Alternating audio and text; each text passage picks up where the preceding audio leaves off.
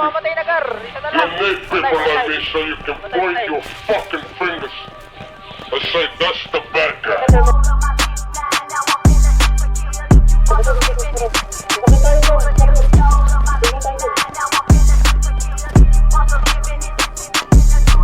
Woo, rappers in this bitch, rapping H-Block. Naka-blue, naka-Timberland, naka-Tisa. Nasa hood, yeah, we mobbing cuz parang Aesop. Fuck it too, boy, mag-ready ka, ito payback. Sino to? Pag ganyan mukha, ang sarap papakan. Ngingiti na parang bakla, pag-arap-harapan. Mga kulang talaga sa koto ngay hindi magalang. Ngayon lang nakatikim, kaya pala feeling matapang. Hoy, tangina mo rin, boy, wag kang support. Meron ka din mga baon na parang amoy utot. Tapos sa angasan pa ko nung isa mo kang bunot. Kala nyo ba tatagos mga style nyo na pulok? Pwe, feeling magaling, yung tulogis yung producer. Hindi ako magamit ng parehas mga user at sa next man to talk shit sa akin, pukin ng ina. May kalalagyan ka sa akin, pre, mahuli lang kita. At sa boss mo, pwede pakisabi, mind your business.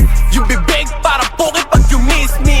Doon sa puwet na mapera siya kung miss-kiss. Paano mga fake tsaka snitches?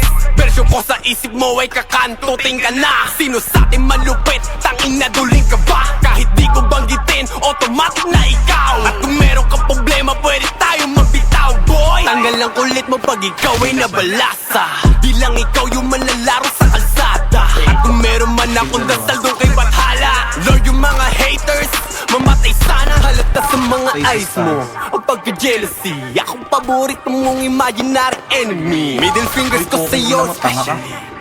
Bago mamatay, meron legacy. Siyempre sa story mo, I'm the bad guy. Kung di naka-fucking sa mukha mo nakagangsa, huwag niyong hintayin magkaroon kayo mga black eye. Kasi kahit godlike, meron bad side. Medyo matagal-tagal na rin no way na gave a fuck. Biglang bumait, yung huli ko sinapa.